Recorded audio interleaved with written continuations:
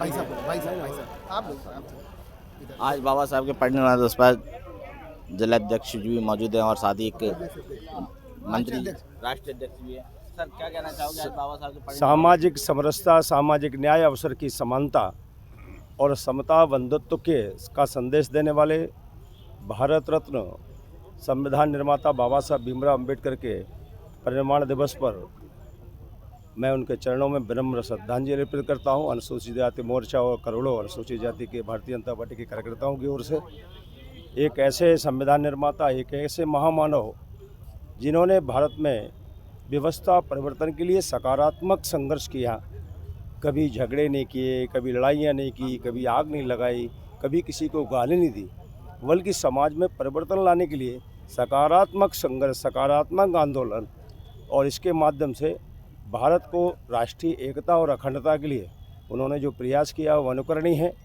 केवल राष्ट्र निर्माण नहीं बल्कि राष्ट्र के साथ साथ हमारी जो महिलाएं उनको संपत्ति का बराबरी का अधिकार देना, सशक्तिकरण, श्रमिकों के लिए उन्होंने जो संघर्ष किया जिसके कारण से उनको न्याय मिला है।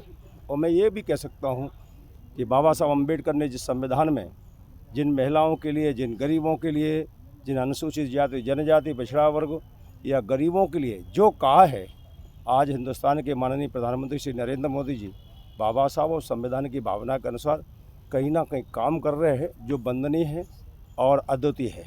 सर आपने कहा बाबा साहब ने काफ़ी प्रयास संघर्ष किया, लेकिन बाबा साहब की आज प्रतिमा लगने के लिए आज पिछले 8 महीने से ग्वालियर में लड़ाई चल रही है। बाबा साहब को ऊंचा नीचा कहा जा रहा है, बाबा साहब को संविधान का निर्माता ही नहीं मुझे मानते। लगता है महापुरुषों को कोई भी गलत बोलता है, वो किसी भी जाति धर्म का हो, उसे अच्छा कहा ही नहीं जा सकता।